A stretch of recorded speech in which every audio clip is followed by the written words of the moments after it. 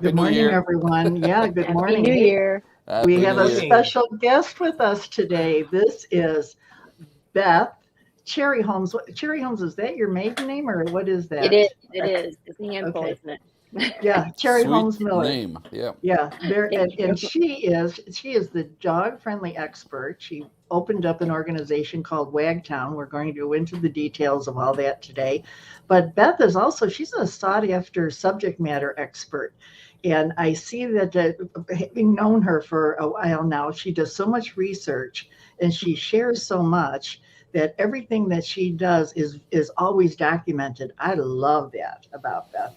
And she's an award-winning animal advocate and also a speaker and an author. So Beth, we welcome you to the show, and we would love to know exactly. Tell us how you went from 30 years of being in owning an ad agency and to helping dogs. How did that come about? Oh, good question. Well, 30 years in advertising, I will tell you, I absolutely loved. I went to school to be an accountant and I took one class in creative marketing strategy. And I was like, this is for me. And I built the program so that it integrated sociology and psychology and pop culture and ethnic studies. So it was more about what makes people emotionally gravitate toward different topics, products, services, or whatever the case may be, versus just saying, I'm going to run an ad and see if I can sell something. And I really gravitated toward that. And, then we got to the point where we formed an ad agency. We actually swapped it over to being a strategic agency instead of just graphics. And so that continued to steep me in the importance of research. So, that's kind of how that came along. So that's been nice that I have graphic design and merchandising and research and public speaking and training and, everything that an ad agency would do. I've done that. So it's a good thing and a bad thing, right? Because I'm always like, I'll just do it myself. It's mostly like, a good thing. Yeah, It's yeah. mostly. It makes you feel like you're using your talents, right? But Right. I started to work more and more with nonprofits and really fell in love with the passion. Because you talk to passionate people. I know. Well, yeah, you found the power of the dogs as your inspiration, and I that did. was like a miraculous transition. Yeah. Yeah. Well, I grew up. Do you guys remember Ranger Rick magazine or World magazine? Yes. Yeah. Okay, so I lived on those things when I was little, and I used to tear the pictures of animals out and put them all over my walls. And I always liked only the animals that didn't have any people in them, because my mindset back then is like, the only thing that the humans are doing is kind of destroying the world for animals. So I kind of had this resentment, like, the humans are screwing this up, and if the animals would just have been left alone, it would have okay. And I think we see that with the power of people and what they can do. I was disappointed with what we could do versus what we were doing. And then start to realize, like, dogs, they don't make people do things, but they definitely make them better people. And I think that's the real thing that I started to see is Roman's got something to say on that. Go ahead, Roman. No, I have nothing to say to that.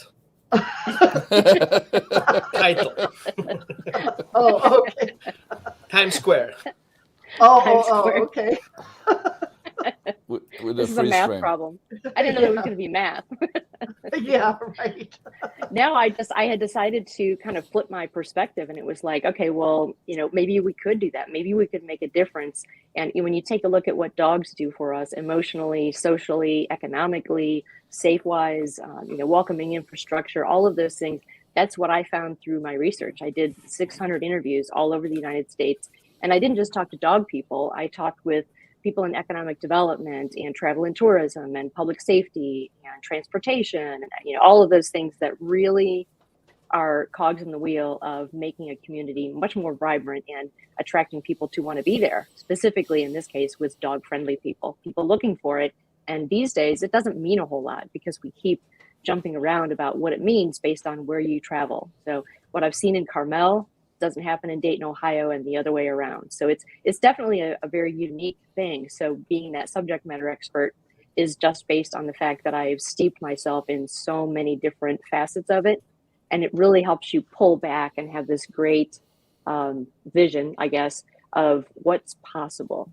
And that's where I get going, because I've done some culture shift, programs with like reforestation and things, and watching things like that work and watching people's minds change and watching their behavior follow in suit is intoxicating to me. So it seems to Now, me you're like more behaving like a dog right now because that's what dogs do. They Yeah. observe, they observe the strategies that are being applied, they learn from Yeah. it, and they're like, okay, this is my niche, this is what I'm going to that.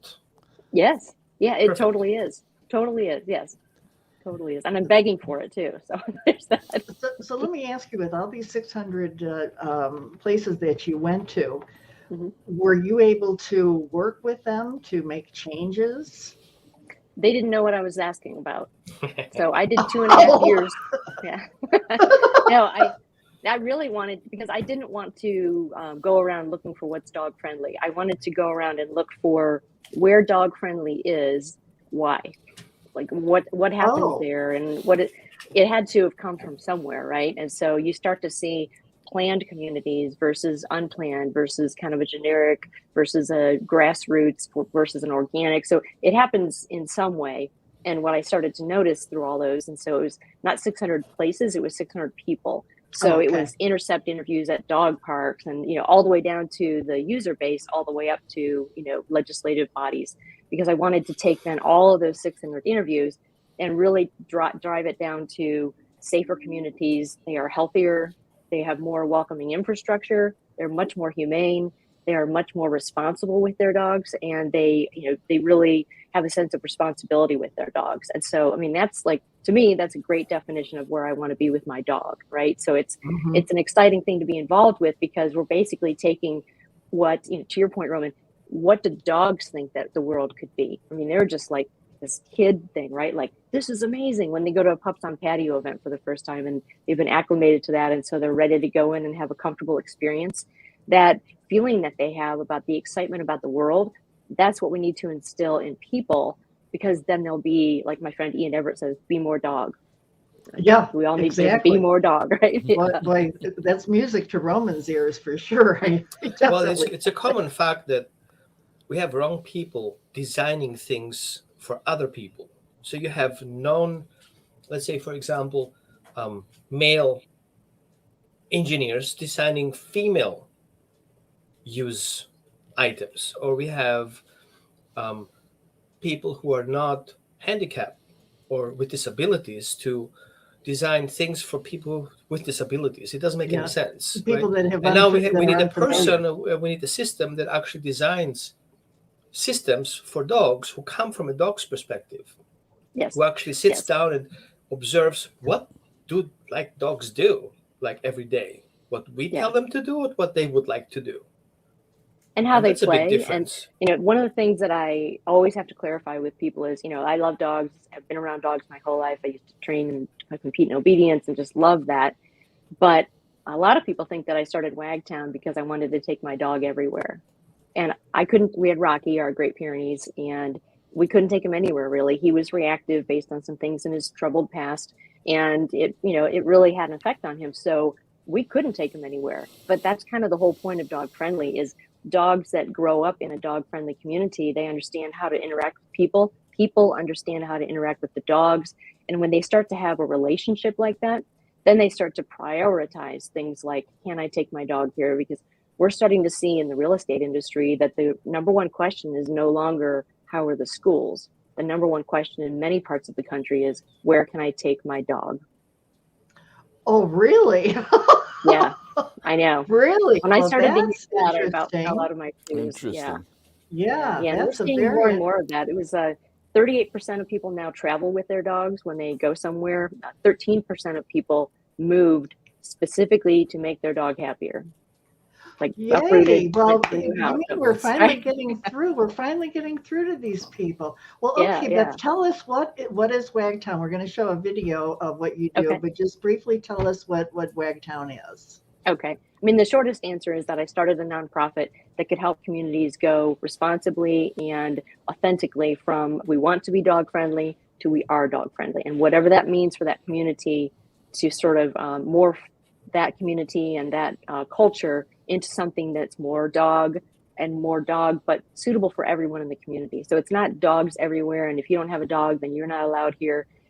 They're dog friendly needs to mean that if you have a dog, that's great, and we have ways to celebrate that. We have ways to care for your dog in different ways. But if you don't have a dog, it's not like you're a second-class citizen, right? We have to recognize that we all have different things that we love, all have different things that we're into.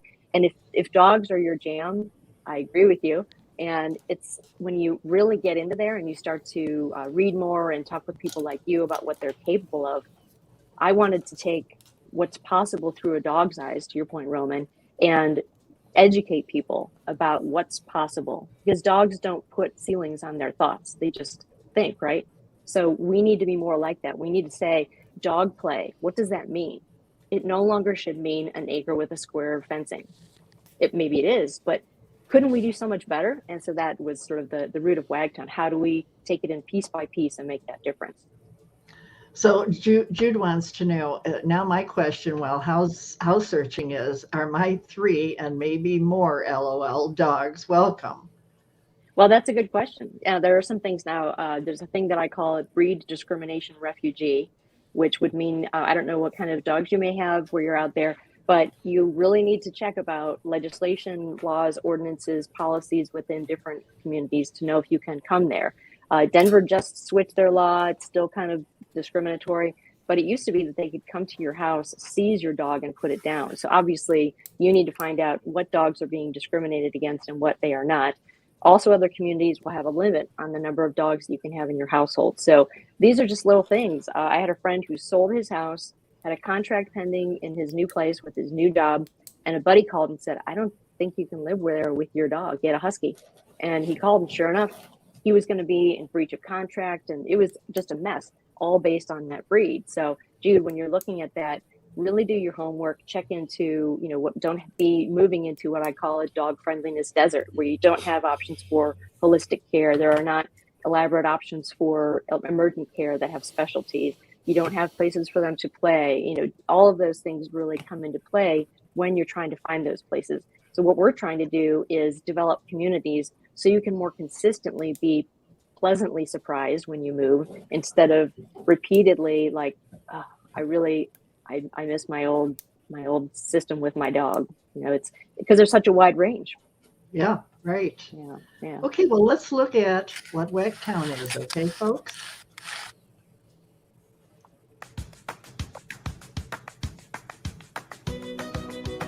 Dog friendly. It's one of the most overused and under-delivered promises in the United States. That's where Wagtown comes in. We've traveled across the states and conducted several hundred face-to-face interviews with leaders from economic development and veterinary care to tourism and animal rescue. We help to create real dog-friendly communities. Wagtown provides consulting, programs, recognition, and marketing purely for the purpose of creating dog-friendly neighborhoods across America. Partner with Wagtown to enhance awareness and recognition of your welcoming community. We can also help you improve your ranking and demonstrate your excellence. It's proven that dogs have a positive impact on our health in the battle against disease and obesity. Let's have a humane and responsible dog-friendly definition to benefit the lives of everyone at both ends of the leash. Dog-friendly environments bring safety through an increase in neighborhood activity and vigilance about maintaining a safe environment for dogs and their humans. Increased economic activity comes from customers who want to spend their dollars at dog-friendly venues. Dog-friendly towns find that their neighbors are more responsible pet owners, ranging from basic obedience to picking up after their dog. Dog friendliness is a great attractor of vibrant talent and is gaining traction. Communities are looking for ways to get involved with increased support for animal care and rescue organizations. Wagtown helps communities deliver on authentic dog-friendly promises and is one of the best economic growth tools on the horizon. It's time to stop faking the difference and start making the difference. Contact us for an assessment of your community, and let's make the WAG happen together.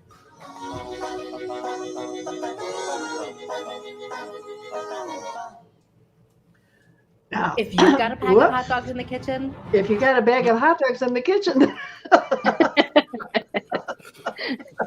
Is this a snack time? Don't throw it to the dog.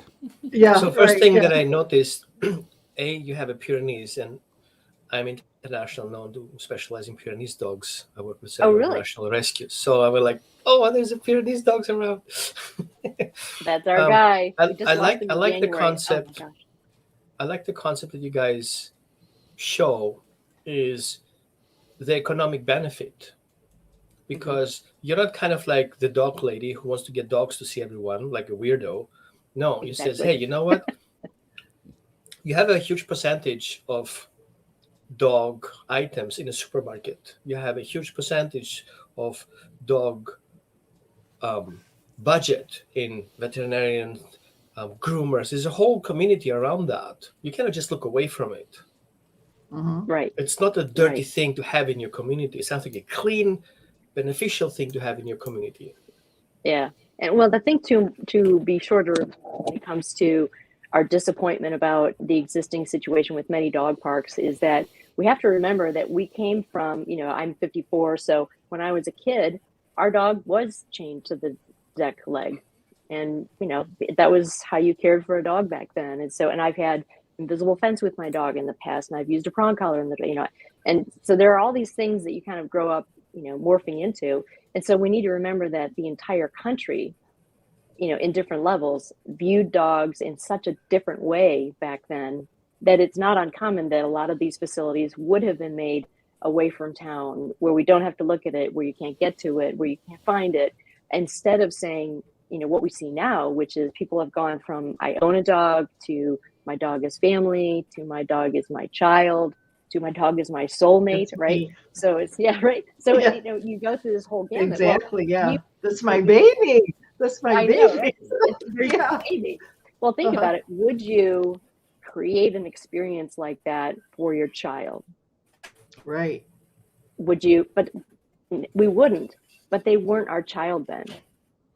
You know what I mean? They Right. were, but they weren't. We didn't see them that way. So now a lot of the changes that we see with food and services and products for pets in general, it just has exploded. And I think it's because people are starting to have this sort of popcorn brain where they're like, oh, we could do this and we could do this. What if we invented this? What if we said that this was possible now? I mean, look at COVID, how many things that we thought we couldn't do that we now do, right? So, I was talking with Roman that, this is the perfect time. More people are getting dogs, more people are traveling with their dogs, more people know because of that travel what's possible. When you Right. know what's possible, then you can throw out what you thought you knew, keep the good stuff, but be open to the idea that maybe you should take a look at this in a little different way. And to your point, Roman, through a dog's eyes, but look at it through the health department's eyes, Right. through law enforcement, veterinarians, public service, all the people that are taking care of public works. You've got the restaurant industry, you've got health and human services for public health, in addition to things for like schools and playgrounds and things like that. So all of those people, including legislators and community leadership and grassroots groups, that's who makes the dog park, not just the park services people. And I think Mhm. that's the big mistake, is that we shove it on them, on whoever it is, and say, I want this, I want this, I want this.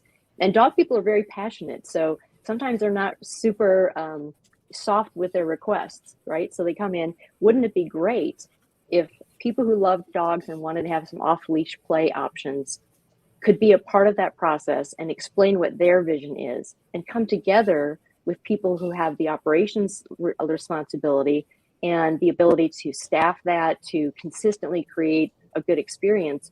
Those people should be having a conversation together. But too many times it's just, we're going to go ahead and build this because we promised it through the levy, or we're going to go ahead and build this because public demand has grown to the point where we need to find places to put that. But we're still sticking the dog park way in the back, away from everything. And when you have that where they're building it like on the outskirts of town, then you still have equity issues, because there are people who don't have transportation or maybe the money to get Right. there. And a lot of Yeah. times those people are the exact ones that really need that open space play. So it's a different dynamic. And instead of saying, oh, well, that's a shame, we try to sort of address some of the issues by saying, I'm just not going to take my dog to one of those places, which I completely understand from many parks that I've seen. I would never take my dog in there.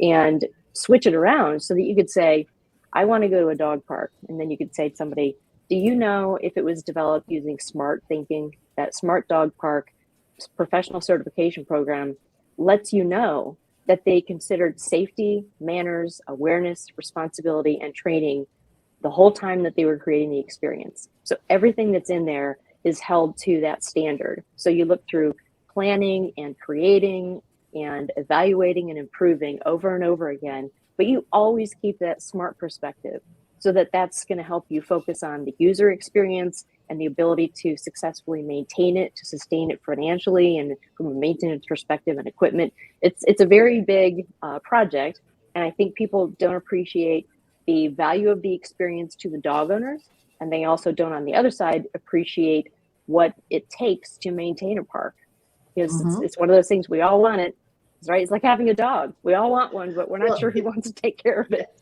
Actually, you're let me see here. I think I got that. Yeah, you were listed in the top 10, the top trends. Yes, I was very excited about that. Yeah. I used to be a volunteer for the National Conservation Task Force, and so I was very honored because Rich really heads up a lot of the conservation stuff when he was doing his NRPA work. So to have the National Organization for Parks and Rec reach out and say, hey, we like what you're doing, can we talk about it? And then it shows up as, this top trend for 2022 for, our recreation options. So that was a nice nod. In fact, on there, he said that we really need to start thinking, if we're going to do this right, as dogs, as taxpayers, and act accordingly. So again, that one else, maybe I fall out of my shoes too. Well, we have to see. Go ahead. Is there any? Did you work with local dog organization like Shelter and other organization? And what's the reaction from these organizations to your proposal? It's enthusiastic, but it's jaded. You know what I mean? It's sort of like, yes, we need this change, but I don't believe it's possible, kind of thing. Yeah, and don't count me in. Yeah. Don't count me in. Let me know How much does it cost? And let me know when you right. get it up and running, and I'll be there to root you out. That's right. I'll be like, oh, good job, Kathy. Right? Is there? And they've done that. Yeah. Yeah. As a second question, did you notice less dog put down in a community where this is implemented, or people are more aware of the of dog friendliness? Dog friendliness, yes. Mm-hmm. Yeah, I definitely do. I definitely do see that. And, you'll start to see people who are more engaged with like animal control, and you'll have an animal control that's more based on resource provision and safety nets instead of punitive actions for people. And so they worry less about permits and more about, do you need dog food because you're strapped right now. A lot of people through COVID, I'm sure, had moments when they were feeding their animals and not feeding themselves. So, it's not a great situation for anyone. But you do start to see, when you think about it, if you live in a community where they prioritize open space play for entities that we consider to be precious to us as members of our family, if you walk into a community and they're like, we have this for your dog, and we have this for your dog, and we have that for your dog, that naturally lends itself to a community that when you say, we just had 27 golden retriever puppies found that were dumped from 3 different litters, and we have no way to care for all of these. That's the community that, because they invest in infrastructure and other things for dogs, they're the ones that say, I will take at least one of those dogs until you can find a foster. Okay. I will rescue one of these dogs. I'll adopt one of these dogs. It just changes how you think about life in a better way, in my opinion. I would like to point out for those communities, thank you. It's not really about dogs here, right? It's also about the people who are behind the dogs. Let's say, for example, relationships. We know through COVID, we had a huge amount of increase of violence in homes. And we know that those people who have dogs, their dogs being used against them in order for that violence to be continued. Now, those people who want to go away from that abuse, which is a social issue, right? They have nowhere to go. They cannot even leave the house because the dogs is not safe. There's no safe house that takes in dogs. And there's not one or two people in town. There are many people. So if that opportunity is there and this smart system is in place, they will be able to leave that house and those people being exposed. Yeah, it's a real problem. In fact, I lost you on the end there. What was that? It's also throughout the cultural systems. Like in different areas. There are poor people, there are, middle class, and there are rich people. All those people, indifferent of their financial status, they all need dog parks. Their dogs need social interactions. Right. It's not just like for the poor guys or for the rich guys. It's for Right. everyone. And we're starting, we do start to see that with people. A lot of people would say a dog park is a sign of gentrification. And I think what you really see there is, they're doing spending that goes outside of their emergency spending. And so, you can see where you have people that need safety nets, and then there are dogs that need safety nets. Obviously you need to defer to the dogs, but I can tell you that I went to, I'll leave them unnamed, but there was a shelter that I went to, and I spoke with their animal control folks, and they used to disallow dogs to come in with an abused person to, seek help and have protection from that violence. And it turns out that it's almost a 1-to-1 correlation of, if you're abusing your person, you're also abusing your dog almost every single time. Oh, yeah. To the point where now it used to be that if you went in and you saw the dog was abused, you were required to call in and have children's services check on the child. Now, if they go in, they're required to have someone to check on the dog. And so we're starting to see that this is Yay. yeah. Really? So it's like, Wow. oh, okay, an abuser is an abuser, right? But if you live in a town where people are training their dogs, they know how to be around dogs, and they can see body language, you're going to notice these dogs that have this, the head duck and things like that. And it'll be less common because people around you will be interested in training and being aware. We think about all of those issues. You have to, to your point, Roman, look at it from a huge perspective of, there's a huge problem with this. And I think with each of those, you have to say, okay, this shelter is not willing to take in this man because he's got his dog with him. It's supposed to be 20 below, and they're begging this man to come into the shelter, and he refuses because they won't let him bring his child in with him, his dog. Next day, across the street from the shelter, the man was dead, frozen to death, with his dog laying on top of him. Oh my goodness. Yeah. So really, Oh, and you know what they do? wow. You know what they do now? They take dogs. So they could have. We could all make a difference if we would stop saying we can't do this, we can't do that. Exactly. And we said, let's find a Amen. solution. Let's find a solution. Okay, It's well, kind part of of like a system. We have to have somebody die to make a change. yeah. And it's so easy. Mhm. It just makes a decision to make a change. We need some people Yeah. like Beth who says, you know what? You don't have somebody to be killed for us to pay attention to it. Here's the statistics. Here's the Right. picture. All we have to do is look at it. Yeah. Exactly. Yeah. Well, Beth, now let's go into your certification program that you have for the Smart Park, because I think that if we want to invite people to really be responsible and take action, this is a call to action here. Oh, absolutely. Where Absolutely. they can become. So I'm going to put the link in our post here, guys. Okay. So That would be great. You can go ahead and you can sign up to get a professional certification for the dog park. And you might want to explain what this is about, Beth. Okay, sure. In a nutshell, it is a 30-day program where you have 4 weeks of training with some tests. And the way that it's laid out is there's like a welcome overview, and there are short 10-minute videos that walk you through planning, creating, improving, and evaluating and then improving your park on a rotating basis, so that you're constantly like each one of those phases. Are you collaborating? Are you communicating with these people? Are you in lockstep with the mission for the park district or the foundation that you're working with? Or maybe there's a master plan for your community where you're all about art. If your community is all about art, then your dog park should be considered a canvas, right? Okay. It's as simple as that. It doesn't need to be this thing where only the dog people come in. We're talking with Yellow Springs. They've got an amazing community of very intelligent people, very cerebral, very candid, very passionate about their beliefs, but very all ships rise. And so it was very important for them to create a dog park experience that was a true reflection of what they believe, because they believe, some people believe, and these people like believe stuff, right? So it really needed to be just seeping out of the pores of this dog park to be that reflection. And so a dog park that I saw Dave King had at Lake George RV Park. Now he's in the 1 percentile for like 25 years of the best RV park in the United States. So pristine experience, absolutely gorgeous. did this amazing dog park, one of my favorites, a fairly built environment, but it's in the woods, and just one of my favorite experiences out there. And then you go to Redmond, Washington, where I was at Marymore Dog Park, which is 40 acres along a slow moving river with stand up paddle boarders cruising by, and you've got put-ins like for kayaks, but they're put-ins for dogs.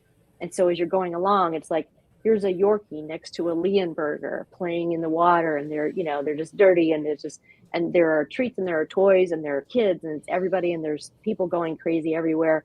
There are people taking a chucket and going down there, and it's all fine because the dogs know how to behave in that environment. The people know how to read dog body language. They understand how to get in the way of a couple of dogs, so it really changed my mind about the do's and the don'ts, to be not saying you absolutely should never do this in a dog park.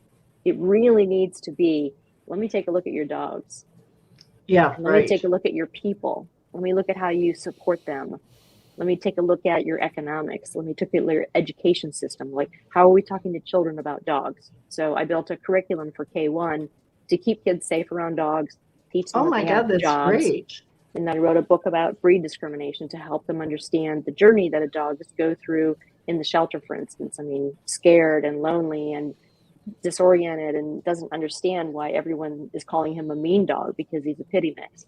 And so, self-worth and sticking with it and believing in forever love, and then finally finding that person, Lila, in this instance, where you can kind of take them away from what we thought we could do with animals and with ourselves and with our communities, and transport that into this utopia for us and for our dogs, and the way we work together, the way we bond and socialize.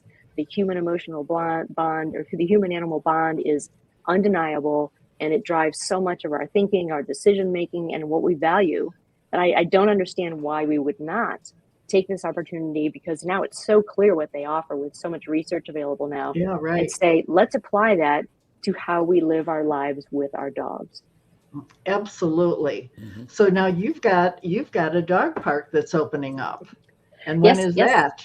Well, we soft opened. We got COVID, and then things were a little crazy with that, so it took us a little longer than we wanted to. So we did a soft open because it was coming into winter. So we're going to do our grand in the spring, and it's been kind of nice because it gives you a chance to sort of test the waters, see what you like about things, make some adjustments, and it also gives them time to do what SMART is, which is come up with education programs and events and ways that they're talking about bleachers by the dog park, so you can watch. Watching dogs play is very therapeutic, and I love to do it. Where is the park? It is in Yellow Springs, Ohio. So great it's a little to know. Town in Ohio. Yeah, it's this little town, and I actually met the village council president when I was doing this volunteer outreach stuff for Wagtown, and he asked me, he said, "How's Yellow Springs?" And Yellow Springs is sort of this, they call it like the Berkeley of Ohio. So it's just very open minds and very open to doing things a little differently. And I was surprised that they didn't have one, because one of their mantras is to be welcoming to all kinds of people and all kinds of thinking and stuff like that.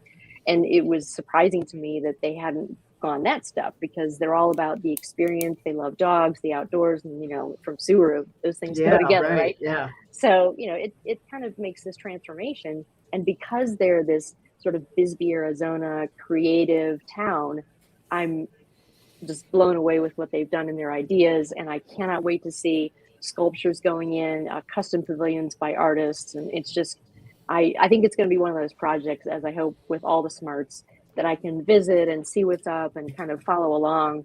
Part of SMART involves 10-minute videos that you can kind of go at your own pace, and there are leave behind materials. We have guide sheets for you doing your budget and figuring out your maintenance and your scheduling, the nitty gritty. There are ways to communicate with the public and do charrettes and do public meetings and all of those things. There are ways that you can integrate technology with QR scans for video training. And so there are so many different ways that you can approach it. And all you need to do then is say, here's the core belief that we have about the SMART component of what we're going to do for this park. What does that mean for my community? And if that's what we need there, who should be involved? I mean, that's like the easy steps, right? What do you want? Who needs to be involved? And how you can dream big and see what's possible. Wouldn't it be better to say, what would be possible if we did this, this, this, this, this? That and would then be like, bring it in. That Don't would be bring like it a in and then flagship. go, you what? That would be like a model to follow, this park.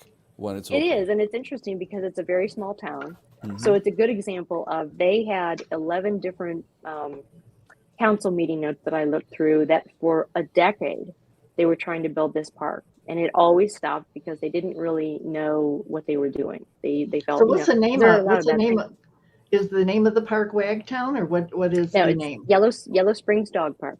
Okay, Yellow Springs. So, Smart You Park. say You that. want I'm to gonna put- Smart Park. If you guys want to go there, I will say Okay. go at sunset What is because it's unbelievable. what is the nearest large city? Is that Cleveland, Oh, in Dayton or in Ohio?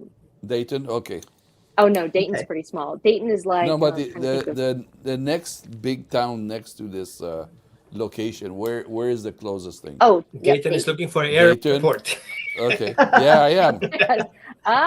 Yes, come on out. Well, Bring your dog. my goal this year, I'll do that publicly, is to go out and film opportunity. Like this is an opportunity. I can go there. Yes, absolutely. I do like a filming, interview you on the Ah. spot, do have a Oh, they tour, would love that. and come back here and have like a video for our show. Yeah. So They would love it, and they're just the most interesting people. They would love that to show off what they've done because it's pretty impressive. When you go through a decade of trying, mhm. it's tough to say to people that like 400 people in this Facebook group that have been there for Yeah. years. Like, Mhm. where is it? You know? Yeah. And Okay. then you say Great. we're building it. Yeah. Well, I Right, signed right. up already. Did you? Sorry. Yeah, I was Excellent. just waiting for you guys to finish your Well, talk. I'll get you you a know, gold you know star. what though, Roman, I even have something a little bit better. Beth and I have been talking now for actually we've known each other for quite some time, and we finally were able to get together, and it was a spiritual awakening, honest to God, real kindred Yes, spirits. it was. And what we finally decided was that you all know that we're building the Golden Girls, Mhm. and the Golden Girls is a community. And the community eventually in 2023 will have Golden Girls Suites. Now, what we've decided is that we're going to partner with Wagtown, and we will have an actual smart park in the Golden Girls Suites, and it's part of the design. And the builders are excited about it. So we're very, very happy. Very, very happy. I'm starting And making my hair longer. Okay, and now I have to ask you this now, Beth, because I know that this is kind of a segue into where we're kind of combining what we're doing with the Dog Connection into the Golden Girls, and your opinion about how important it is for especially senior women alone to have a dog as not only as a protector, a companion, but they help them so many ways. What's your opinion yes. on that? Oh, I think it's critical. I mean, we see the animal bond that comes with humans and the health perspective, mental health, physical health, but there's also that that companionship that comes along. And I think people think, oh, it's nice to have a dog and it's nice to take them for a walk. But when you really get into it and you really kind of get into this under the skin with the dog relationship, it's life changing. You know, it makes you feel differently about the world around you. It gives you hope. It helps you get past things that are difficult, and we've had some difficult times. And seniors can have a tough time finding a dog because people won't adopt them out to a senior for fear that they will pass away before Exactly. the dog does. So sometimes it can be hard for older adults to have dog relationships, especially if you're older and you lose your dog. A lot of people are like, I want one, but I can't get one because I just won't do that to a dog. So there need to be options like, the Golden Girls would be, Deborah Hamilton has this great map program where you map out a plan for your dog in case something would happen to you.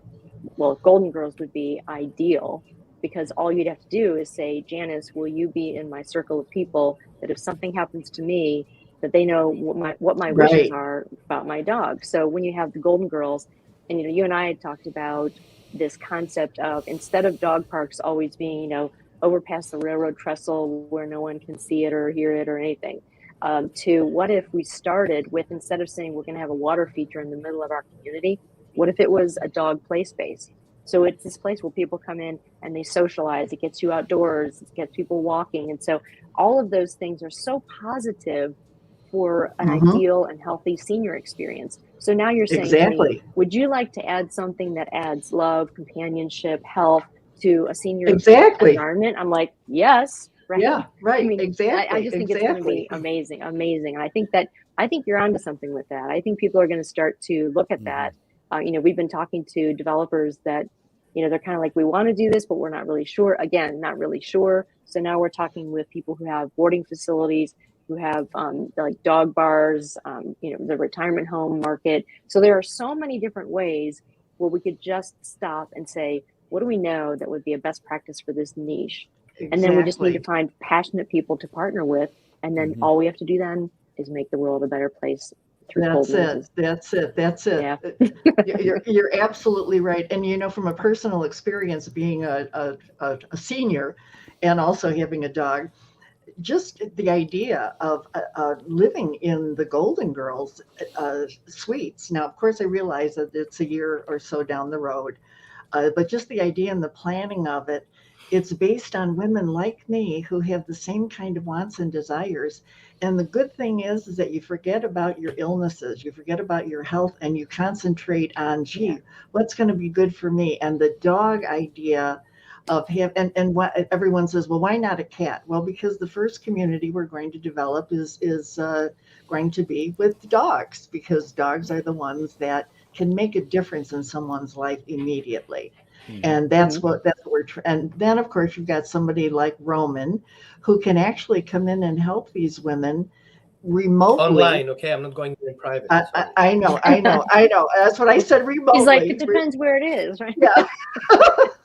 Remotely help to train, because the community is actually being based on all remote, all virtual. And like we talked about that maybe we'll even add in a dog groomer station and also a dog shampoo, also dog walkers, because sometimes what happens if somebody breaks their leg? Well, they're going to be in a community where somebody will take their dog and take care of them. So absolutely, not only dog friendly, but absolutely totally built around the support of the dog. So I love the idea. I really, really do. Yeah. So thank you. I don't know why I didn't think of that, of like, this sort of, I don't know, the phenomenon of when you're caring for something else, it's, it just, for some reason it takes pain away. It takes worry away. You're focusing on their feelings instead of your own. Yeah. And I think you're right. But basically what we're doing is like, there's a dynamic project that is going on in Jersey right now called Bark Buildings, and they're helping apartment complexes understand that there aren't really as many insurance issues and hurdles that they thought they had to go through, very few in fact, and different ways to. And so they're adding dog washes, they're adding walkers, they're expanding their dog parks, because they're starting to realize, like in Austin, we talked about this yesterday, they'll just sit, an apartment will just sit if it's not dog friendly, because people just expect that to be the norm. So we just need to kind of shift the norm. So you take projects like that, and then you have projects like Wagtown, and you have projects like what you're doing with the Golden Girls. And when you start to pile in, here's a positive thing, this is a best practice, this makes people feel wonderful, this feels your help, and then you put it all together, whether it be a Golden Girls community that has a few women in there, or it's an entire community, or maybe it starts as that little nugget. And think about the seniors making blankets for shelter dogs, doing funding. Oh, speaking of that, hey, purpose. Listen, we have who was it here now? Maynard says, I would like to see a training module for local seamstresses who could individually measure local dogs and make their coats from scratch for the dog and companion human. Oh, that's I could imagine some direct message me, baby, because I know those people. Okay. What is amazing in that conversation is that the bottom line is human at the end of the day will have a better life. Oh, yeah. Because we take care of the dog. That's right. That's create a better life. And the dog becomes the focus. Better life for human. Yes. At the end of the day. And that's why I'm on the show. Yes. Yeah. Exactly. If you think about it, everybody loves their Peloton, right? Yeah. But you don't, it's about making the world better. And if you can just take dogs, make you better, and then just expand it. So I love dogs, but this is a way for humans to evolve in addition to dogs. I'm with you 100%. And take responsibility. We were evolved. For some reason, we're kind of falling in the wrong way, right? Because I remember, back in time, dogs had a status, right? people had dogs in the grave. They Mhm. didn't have their partners in the grave. They had dogs in the grave. Whole communities were built around dogs as goddesses. I'm not going in that direction, but we had a status with dogs. There's something special around those dogs. We Mhm. cannot just see them as animals. We never have. Right. But it seems like in this dark age of this in-between time, industrialization, people walk away from the church, people walk away from family communities. They have nothing left other than the dogs. Yes, So you're it's absolutely a right. social issue. Mm-hmm. And we need Yeah. to also see that as a healing process, because if you don't have the supporting communities, the only one left to help you see your own trauma is your own dog. Mm-hmm. So, Yeah, I mean, think about it. Go ahead. Yeah. I was go going to ahead. say, if you were in a situation where you needed a little assistance, and they said, we're going to provide you with medication that will calm you down. It'll take care of your blood pressure. It's probably going to help Exactly. you lose a little bit of weight. You should have and it better has 4 focus. legs and walks. Yeah, and it's like, that's it. oh, That's wait the a minute. medicine. We're going to That's take the it me- away from Yes. you. You would lose your Yeah. mind. Absolutely. And it's just a dog, Yes. but it's, Yes. that's the Yes. best medication, right? That's the best Yes, medication. I 100%. Yes. And if you think about it, the dogs are always there for kids to help them grow, Yeah. and dogs should be there for the seniors to gosh. help them through their transition. It's a It's motivation amazing to also. me what they can do. Yes, yes. What better way? I mean, just the oxytocin that comes out of you when you pet an animal. It just. Oh gosh. Well, anyway, we've got a bunch of questions here for you, Beth, Okay. that people have been. Let me just say that this is a LinkedIn user. I wish LinkedIn would let us know who was on there. Okay. She writes, so true here too, Beth. These are ones that are your friends. Dog people are passionate but need support. Yes. How can we help people be a part of that process where people are enabled to listen to each other? Whoa. Yes. That's Yes, Deborah. that's Deborah, that's on you, baby. You got to solve that one. She's working on it. She's amazing. She works with mediation and dog law of people in conflict over animals. So it's a big problem. Okay. Yeah. Okay. Yeah, it's pretty amazing. Yeah. Let me see, or appropriating a space that doesn't work, like rough granary land. I think she was talking about, I didn't bring these up at the time when you were talking about them, but now we can go through them probably about what the dog parks could look like. Yeah. Well, that's a great first question. Oh, do you want to, here's Jude, so true. The wealthy neighborhoods areas can do this with more ease. It is harder for low income areas, not fair, but currently true. Well, that's true, but if it takes off, then it certainly is something that could be community based or even equity based. Yes. Well, if you have a system for people to follow, then it's like if you take a very well off community and you say, let's create some dog recreation opportunities. Well, that's going to be a different process than if you go to a community that has limited means and they have to support healthcare and education in their community in a different way than this affluent community does. If they both are working with at least a blueprint of how to find land that is safe for the dogs, that doesn't have some sort of EPA issue, doesn't have chemicals in the soil that people weren't aware of, that it's not going to have erosion problems. Is it going to be safe for their feet? Is it too hot for the substrate? Can you shut down the park at certain times to give it a chance to refurb itself? I mean, there are so many different things, and that's just picking the piece of dirt you're going to put it on, right? Whether it be earlier you were mentioning like a park on the outskirts of a city or a village. If I take the example of Chicago, there's thousands of empty lot because the house were either burned down, abandoned, but there's thousands, maybe 2,000 empty lot in Chicago. Okay. So it can be very easy to take a lot on a block and make this a dog park. Right. And it's in the city, and there's dogs there, but they have no place to go. I see in a part of the city where it's called River North, people coming out of their apartment with a 80-pound dog. And the only place they can go is on asphalt and cement. And dogs don't like that. They like grass. And there's no park. Yeah. it can be dangerous. There's no parking. There's very little rule following, and Yeah. it does become this trickle down of when you create a facility that looks like you threw it together. You're not going to maintain it. You don't have people showing up.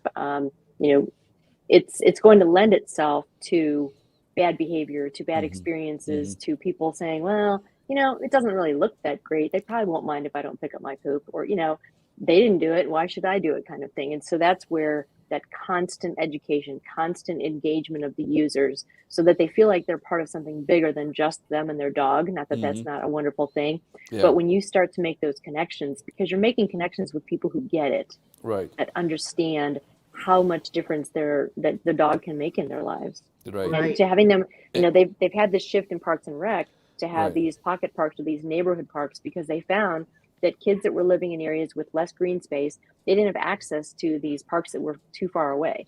So they're trying to shrink it in. So it's like, oh, you can walk here and you can walk there and where. So now we have kids that are active and outdoors. Same thing with these pocket parks. I think that's why these pop-up parks are so popular now. They're just giving it a try, and there are some issues. You're going to have noise and parking, and situations can occur. But I think this is just this natural progression where it's going to be a little bumpy, and now it's the perfect time for something that's like, let's smooth out that route a little bit to get your off-leash area going. And whether it's a dog park or just a place that welcomes it in a new way for retail, there's got to be a better way. And you can create a green space in the middle of a urban block where it's only asphalt and concrete, and that's and it's an empty space anyway. Nobody use it, and that's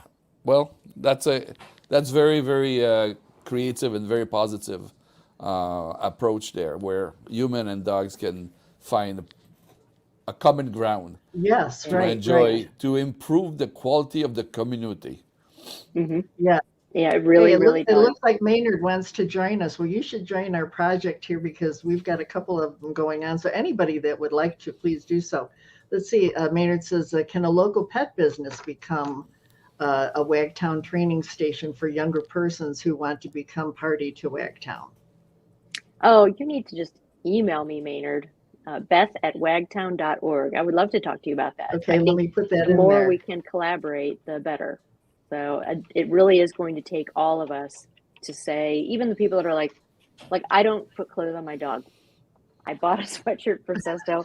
I just can't. I have to admit, I think I put it on backwards, but I just didn't have that, oh my gosh moment, right? Yeah. I'm just not a dog sweater person. So, that's just me as a dog person. I think then being like my friend Kat, she's got this amazing dog named Mac, and he wants something on every day. It's like he's like, hello, where's my clothes? And so it's just a matter of, again, you got to know your dog, you got to know your community, you got to know the people, the players, the grassroots ones, and you need to find those people that are going to show up. And I think if you have people in the, you talked about training people in sort of the Wagtown way, that's what we need to exponentialize. Is there's only one of me. I've done all this research, so if I get hit by the Purina truck, we're done with the stuff that I was trying to do. No, I'll look both ways. Stay away from the truck. So yeah, I think there are different ways we can do it, but I needed to be able to can it in a way that's usable, expandable, flexible for different kinds of use, in a way that makes people feel more comfortable. You understand better how to staff it, how to maintain it, how to entertain people, how everything gets so much better when you plan in advance and you incorporate everyone's opinion. You don't always do what everybody wants, but at least you've heard the need and the concerns, and the opportunities are there.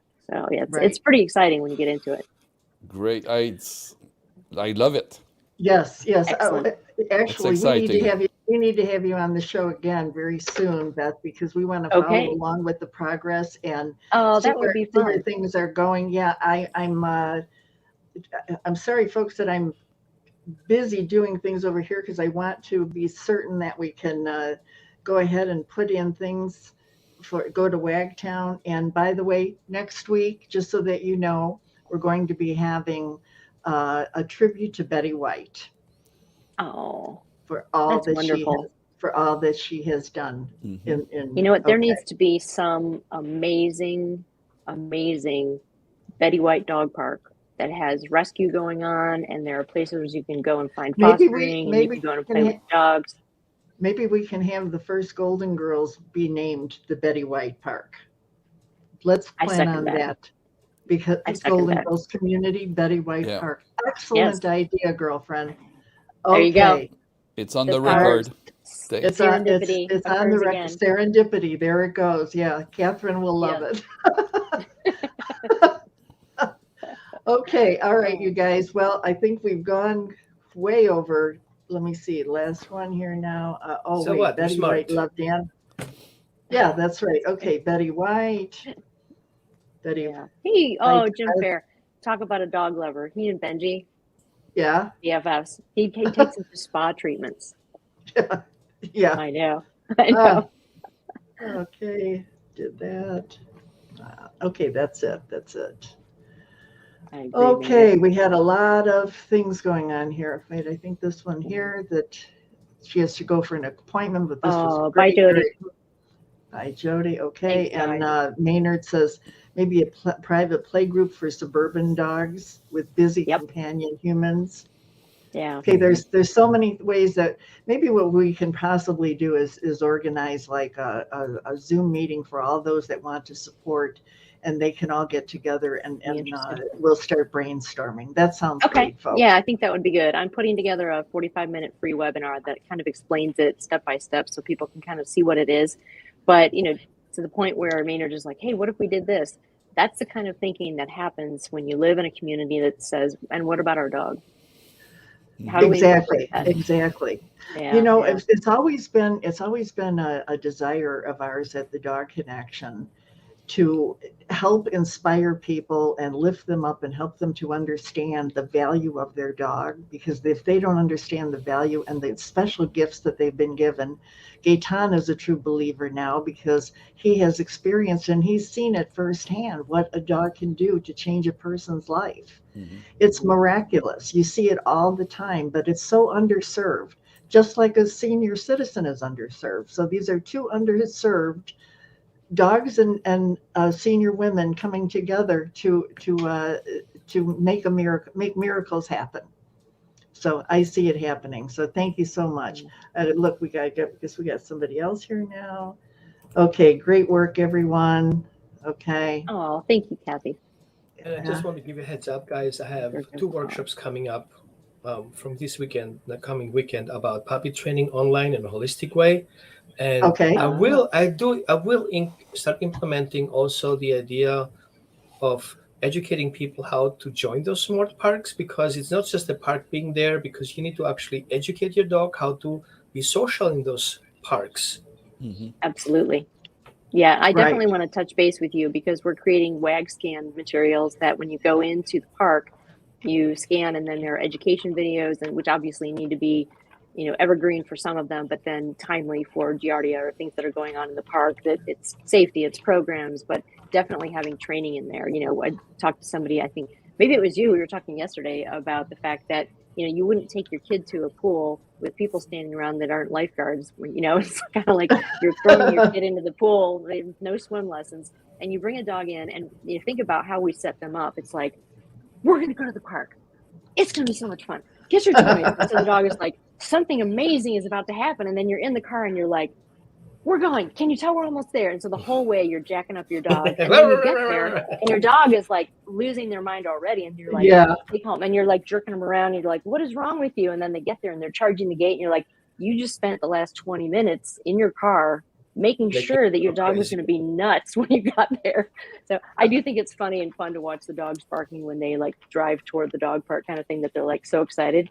But to your point, what's the dog experience like there? I mean, it's fun to watch them get all excited, but how much of that is nervousness? How much of that is unsurety? And really touching base with your dog and taking classes like Roman has to really connect, to really understand your thinking. Like Liz has a great ability to think with dogs, and Billy has a great, some of these trainers that are out there who take a more cognitive behavior perspective where you're really embracing that bond and getting away from fear training and really having that relationship. Then you learn together, just like we're going to learn in all these communities. So I think I appreciate the soapbox here, because it's something that I'm so excited about. And I can't wait to see, because I'm a I'm a dig for the pony person, right? So Yeah, yeah. possibilitarian, this could change the world. This Oh could yeah, change the by, world. by the way, possibilitarian, you might want to share this story and that we'll exit with that.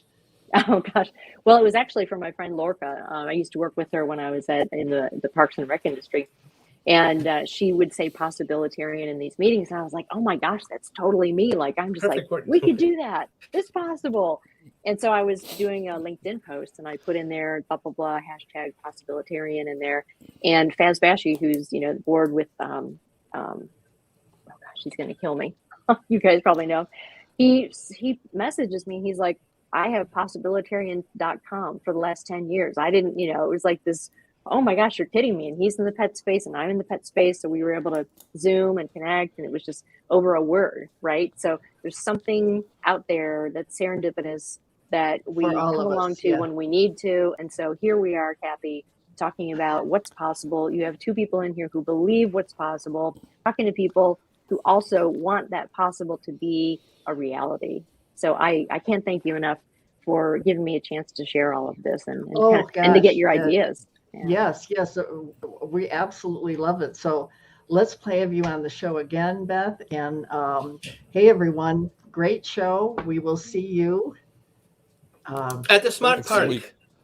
Yes, we'll see you at. There you go. There you go. We'll all Sign be up. smarter when we see each other again. Well, Yes. Now, Yeah, we're just seriously, gonna do a sign small up so class. you guys get updates and you Yeah, see how sign you up. can. Oh, and go through. Roman, I put your link to your events in the Oh, in thank you. the No, I mean sign up comments. for the Smart Park idea, right? Yep, we got that. We got that in Yeah, there please too. do that. I put that in there. So, yeah, and everybody should do that. Yeah, and on my side, I'll try to be to this park in Ohio, Yellow Spring Springs.